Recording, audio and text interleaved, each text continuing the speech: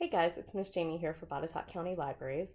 I wanted to get you excited about the summer reading program. I know most of you are on summer vacation already and I hope you're enjoying, but I hope that you will also take this time to participate in our summer reading challenge called Imagine Your Story. It's all about fairy tales this summer. And starting on Monday, you can go to our website, www.bocolibraries.info, and find information on how you can register for our challenge. You'll be earning digital badges and digital raffle tickets this summer to go towards awesome prizes like bikes, virtual reality kits, STEM building, engineering kits. We've got gift cards. We've got a ton of stuff that you're going to want to win, but you've got to go to the website and you've got to register for an account so that you can see all the prizes and participate. We'll also be putting up a story walk this weekend. So starting on Monday, you can go to the Botetourt Sports Complex and you can see our very first story walk. You'll be able to participate in physical fitness challenges, learn about the native Botetourt wildlife, and you'll be able to read a really fun story that I hope you guys will enjoy. So, good luck this summer. I hope you win. Since the Summer Reading Challenge is all about fairy tales, I thought today I would tell you a story through pictures of one of our most classic fairy tales that I think all of you know. It's called The Three Little Pigs. And so I thought I would teach you the sign for pig. And all you do is you take your flat hand like this, and you're just going to move your fingers up and down like this. So this is the sign for pig. So we have the story of the three little pigs. Um, so the three little pigs, this is how it starts. This starts with a mama pig, right? Little pig, and I love her little bow. I think she's so cute. She's adorable. Love that little apron. Right, so we have a mama pig, and she has three little pigs. She's got Wilbur over here, Harry over here, and Dave over here. And let's see. We've got one who really likes straw. He's got a bale of hay with him. And we've got one who has a bundle of sticks. And then we have one that has a whole bunch of bricks. And one day, Mama told them that they needed to go out and they needed to build their own house. There just wasn't enough room for all of them in there. So they all went and built their own house. So, what do you think this one right here built his house out of? That's right, that's right. He built it out of hay. And look at this awesome house he built.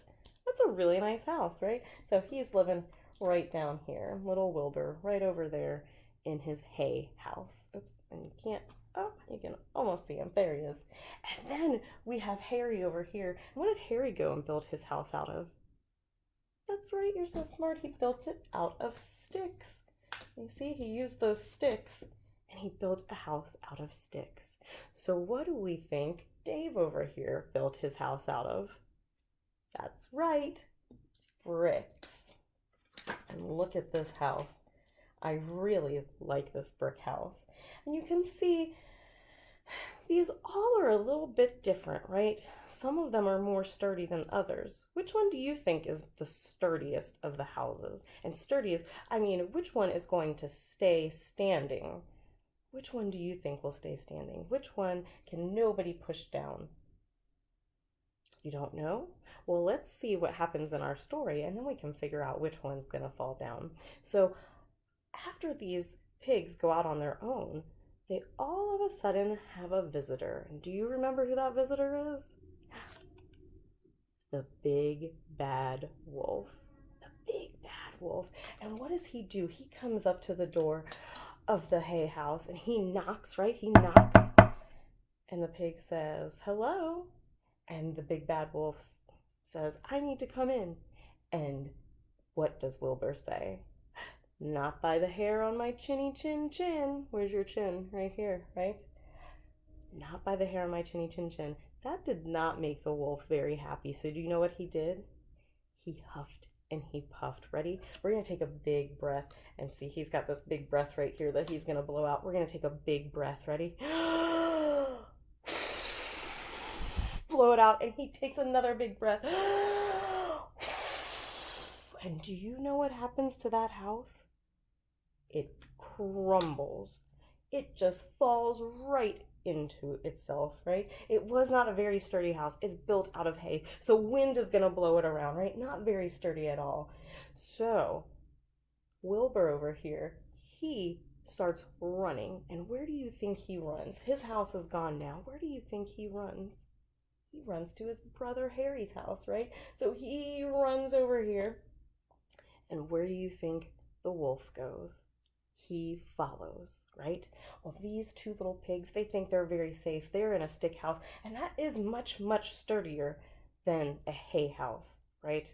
This one is built out of sticks. They can kind of go on top of each other and intertwine. And so it's a little bit safer, a little bit sturdier. Well, let's see what happens when the wolf comes. So he comes and he knocks on that door and he says, "Let me in, let me in." Because he's mad now. He just missed out on lunch. He was going to have little Wilbur over there for lunch. Now he's missed out, so he's mad. He's getting hangry, right? All right, so he knocks on that door, "Let me in, let me in." And what do those pigs say? "Not by the hair on my chinny chin chin," right? And so then the wolf is very, very angry and he starts huffing and he starts puffing. Ready? Can you huff and puff?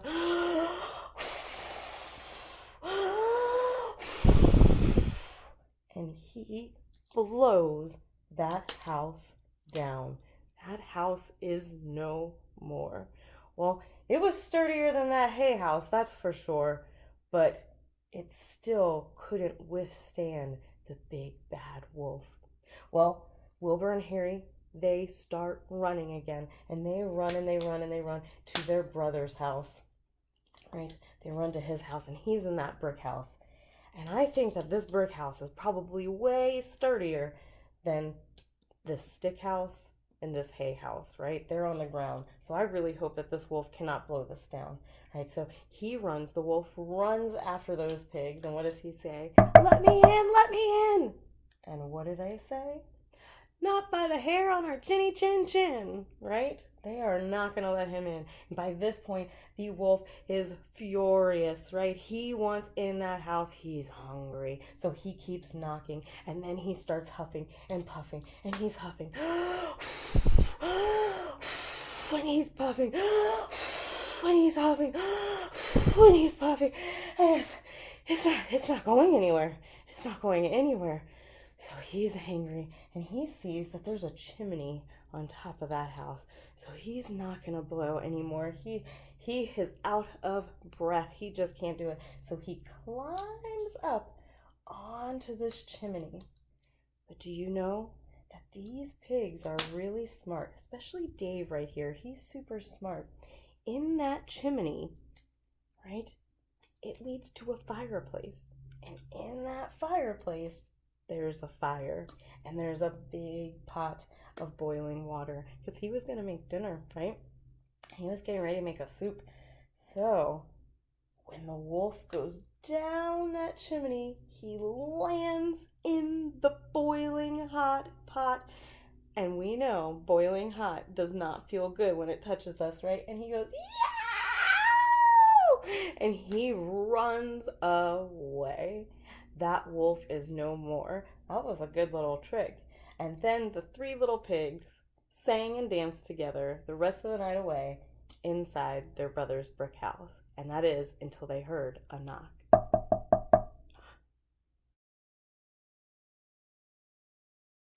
I hope you like that picture version of the three little pigs. That's one of my favorite stories, and I love those little pigs. They were so cute. Well, one of my favorite things to read is fractured fairy tales. And if you don't know what a fractured fairy tale is, it's a fairy tale that is told from a different point of view. It makes us think about it just a little bit differently than the original story that we heard. So I wanted to read to you the true story of the three little pigs. And this is as told by the wolf. So the story that we heard before was told from the pig's point of view, right? But this time we're going to find out what the wolf says happened because, sometimes when we have arguments with people or we have conversations with people, we see it a little bit differently. And that's what happens here in this book. So it's written by John Sheska, and it is part of Viking, which is a division of Penguin. So thank you for letting us read this book. This has been one of my favorite books since I was a kid. It makes me laugh every time, and it makes me think, maybe that is what happened. So we'll have to see if you think the wolf was innocent or not. And I really like this book cover and the back of the cover because it has newspaper print on here. You can see that this is the front of the Daily Wolf newspaper, and the headline is "The True Story of the Three Little Pigs" by A. Wolf. So he's written this news article to let everyone know. And you can see here he's huffing and puffing, it looks like, and we've got three little pig tushes there. So we'll see what happens. Ready? And I know I love end pages, and this one just has some maroon pages, so not as exciting, but that's okay because the front of the book is so exciting. All right, the true story of the three little pigs. Oh, and I like how they started this book. This is the letter E, and look what they made that letter E out of. Do you see? The sticks, the hay, and the bricks. So all the things that the pigs build their house out of, they use to make the letter E. Everybody knows the story of the three little pigs, or at least they think they do. But I'll let you in on a little secret.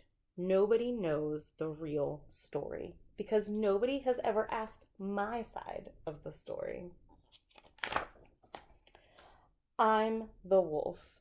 Alexander T. Wolf, to be exact, but you can call me Al. I don't know how this whole big bad wolf thing got started, but it's all wrong. Maybe it's because of our diet. Hey, it's not my fault wolves eat cute little animals like bunnies and sheep and pigs. That's just the way we are. If cheeseburgers were cute, folks would probably think you were a big bad wolf too.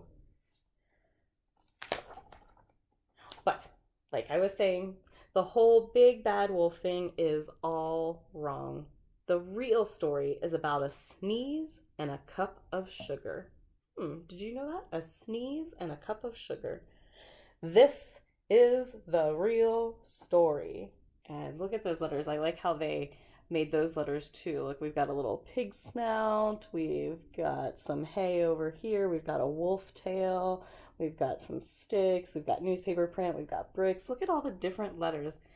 All the different letters. All the different things they use to make those letters. They look really cool. So the true story. Are you ready? Ready? Way back in Once Upon a Time land, I was making a birthday cake for my dear old granny. I had a terrible sneezing cold, and I ran out of sugar. Well, he shouldn't be cooking while he has a cold, but I like that he's making something for his grandma. Let's see what happens. He's out of sugar. So what could he do if he's out of sugar? Can he go to the store? I don't know if they have grocery stores just like us. Well, it looks like he walked down the street to ask my neighbor for a cup of sugar. Now, this neighbor happened to be a pig, and he wasn't too bright either. He had built his whole house out of straw. Can you believe it? I mean, who in his right mind would build a house of straw? Do you see the straw house down there? So Wolf already knows. He's like, it's not a very sturdy house, right? So, of course, the minute I knock on the door, it fell right in. Look, the door just falls right in. I didn't want to just walk into someone else's house, so I called, little pig, are you in? And there was no answer. I was just about to go home without the cup of sugar for my dear old granny's birthday cake, and that's when my nose started to itch, and I felt a sneeze coming on, and while I huffed, and I snuffed, and I sneezed a great sneeze. And look, when he sneezed, he did not cover his mouth, right? He sneezed and he went, achoo! And that house blew in, right? It blew down. And what do you see inside that house? Do you see anything? That's right, you see the pig right here. So the pig was there the whole time. I wonder if he's okay. Oh, no. You know what? That whole darn straw house just fell down, and right in the middle of the pile of straw was the first little pig, dead as a doornail. It had been home the whole time. Well, it seemed like a shame to leave a perfectly good ham dinner lying there in the straw, so I ate it up. Think of it as a big cheeseburger just lying there in the middle of the straw. You'd eat the cheeseburger, right? Well, I was feeling a little bit better. I still didn't have my cup of sugar, so I went to the next neighbor's house. And the neighbor was the first little pig's brother. And he was a little smarter, but not much. He had built his house of sticks. The whole house of sticks, right? And we know from the last story, sticks weren't that sturdy either, right? They were a little sturdier than the hay, but not much. Well, I rang the bell on the stick house, and nobody answered. I called Mr. Pig. Mr. Pig, are you in? He yelled back, "Go away, Wolf. You can't come in. I'm shaving the hairs on my chinny chin chin." Oh. I had just grabbed the doorknob when I felt another sneeze coming.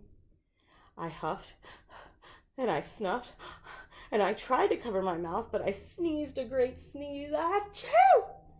And you're not going to believe it, but this guy's house fell down too, just like his brother's. When the dust cleared, there was the second little pig, dead as a doornail. Wolf's honor. Promise. He was just laying there dead. Now, you know that food will spoil if you just leave it out in the open. So I did the only thing there was to do. I had dinner again. Think of it as second helpings. I was getting awfully full at this point, but my cold was feeling a little bit better, and I still didn't have that cup of sugar for my dear old granny's birthday cake, so I decided to go to the next house. And this guy was the first and second little pig's brother. He must have been the brains of the family. He had built his house of bricks, right? Now, I knocked on the door. There was no answer. I called Mr. Pig. Mr. Pig, are you in? And you know what that rude little porker answered? He said, "Get out of here, Wolf. Don't bother me again." Oh, that was kind of harsh, right? Talk about impolite. He probably had a whole sack full of sugar in there, and he wouldn't even give me one little cup for my dear sweet old granny's birthday cake. What a pig. I was just about to go home and maybe make a nice birthday card instead of a cake when I felt my cold coming on. I huffed, and I snuffed, and I sneezed once again. Achoo! And the third little pig yelled, "And your old granny can sit on a pin." Now, I am usually a pretty calm fellow, but when somebody talks about my granny like that, I go a little crazy. And when the cops drove up, of course I was trying to break down this pig's door, and the whole time I was huffing and puffing and sneezing and making a real scene.